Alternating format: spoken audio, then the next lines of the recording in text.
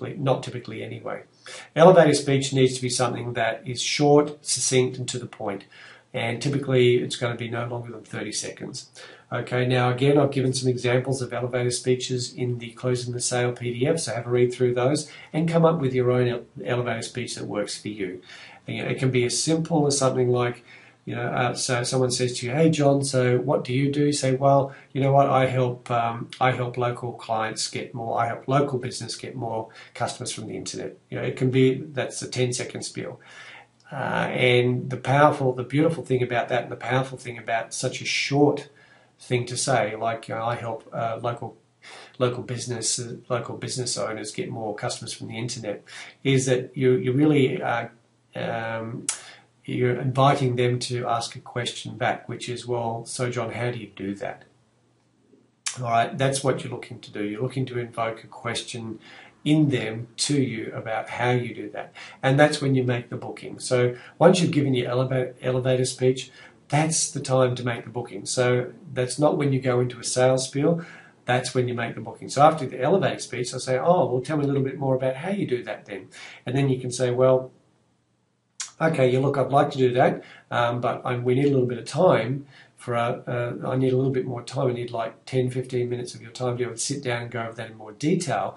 And even before we do that, I really need to have a look at your website so that I can actually give you some ideas on how you can be getting more customers from the internet." Okay, and it's not going to cost you anything. So when's a good day and time for us to meet up and do that, either on the phone or in person? And so if you follow that kind of spiel that I just did then, it's very conversational, casual conversational, and I haven't even really thought in my mind that they're going to say no. I'm actually saying, "Well, when do you want to do it? And let's book a time." I'm assuming they're going to want to meet up with me. Again, this is qualifying my prospect, because if they say no to that, then that's okay. I don't mind if they say no, because that disqualifies them as a prospect. I won't push it. I won't try and chase them up, because what they've just said then is I'm not interested. But I'm assuming they're going to want to meet up with me because, I have something valuable to offer them, and they're crazy if they don't. That's what I'm thinking in my mind. That's my mindset. You really need to meet up with me because I'm going to help you make a boatload of money. And you're absolutely crazy if you don't. That's what I'm thinking in the back of my mind. But what I say to them is, "Hey, yeah, so all right, I'd love to talk to you a little bit more about that. And I'm even going to give you some free advice on how you can do that, immediately. But we need to meet up and go over it because I need to do a bit of background research first." So, that's also, I'm qualifying them, I'm building credibility, I'm building trust, and I'm providing them with extra value straight away. So here's what I'm providing them. I'm saying, "I'm going to meet up with you. I'm going to do some research. I'm going to look at your website, and I'm going to ask you a couple more questions about that to figure out, so I can find out exactly the best advice to give you. Then we're going to meet up and I'm going to give you free advice." All right, so that's I call that the approach and the positioning for pre-selling the client on your service. Because if you're giving this kind of service up front without being paid anything, then, in their mind, subconsciously, they're already starting to imagine, to believe that, wow, I'm really going to enjoy working with this person because they're over-delivering. They may not be thinking those exact thoughts, but that's the impression that you're making up front. An impression is everything when you meet someone for the first time. All right, let's move on to the next slide. So now we come to the presentation itself. And we've talked a little bit about the preparations. Everything I just shared with you is about being prepared, is about getting prepared for the meeting or for the appointment. So doing the preparation then is it's really important that you get the URL from the prospect, from the prospective client, get their website URL, and then you're going to go away and you're going to do some research on it. The only other questions you would want to ask them at that point is, what kind of keywords do you believe that people will be typing into search engines to find your website? And they'll tell you. Write those things down or remember those keywords, but I tend to write it down because I don't have to try and remember if I've met 10 or 20 people that day.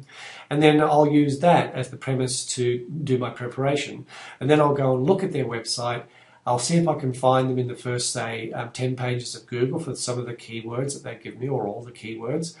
And so then based on that knowledge, that's the information that I will then use, combined with the Google AdWords keywords tool, which I would go in and type in some of those keywords and just look at some of the traffic volumes associated with those keywords. So then, armed with the knowledge of what rankings they've got, what page, where they're being found on Google, if they're being found at all, the traffic volumes that are associated with those keywords that they could be tapping into, that would be my preparation for that meeting.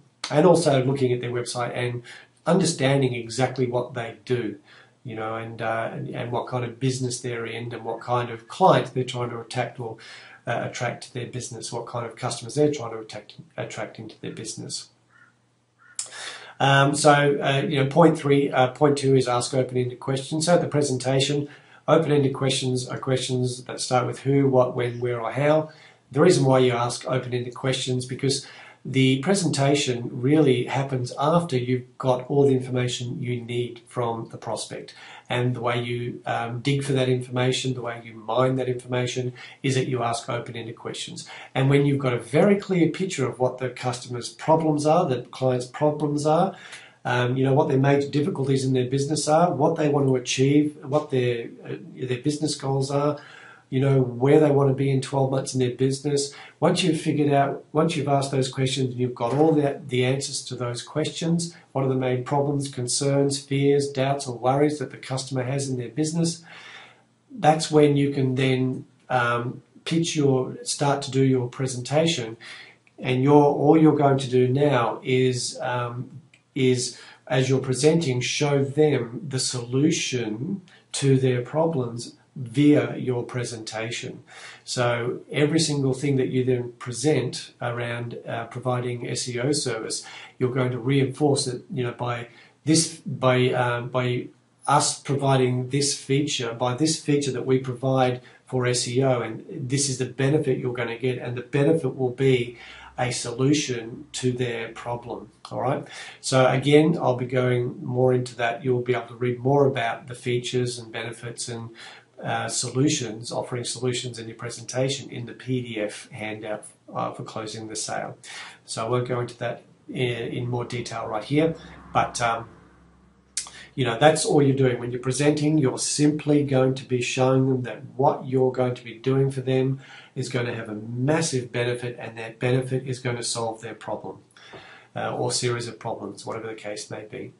And then finally, closing the sale and handling objections. Closing the sale is really simple. It's actually the simplest thing in the world. And by closing the sale, I mean right at the end, after you've done your presentation. You simply ask the client for the sale. Okay, so Mr. Customer, when would you like to get started?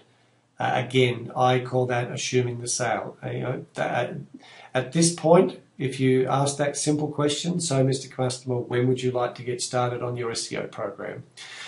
They're going to do one of two things. They'll either tell you when they'd like to get started, or they're going to have an objection, or they're going to say no. But, objections are not a problem, because at that point it's great, because you've done all the work, you've met up with them, they've really got all the information, so you don't want to dilly-dally. You don't want to let them walk away and think for 1 day, 1 week, 1 month, or 1 year, I'll get back to you, I've got to go think about it. Because most of the time that won't happen, and then you'll try calling them up and they won't answer your calls. That's how a lot of sales go. So you're better off just being upfront, being really honest, and at the end of your presentation, and you've delivered everything, and you say to the customer, so Mr. Client, so Mr. Prospect, where would you like to get started? Or before that, you might want to ask them if they have any other questions about what you presented. Is there anything that's not clear for you? Is there anything that you'd like me to go back over? If they say no to that, that's when you ask for the sale. And then if an objection comes up, then you can handle that objection.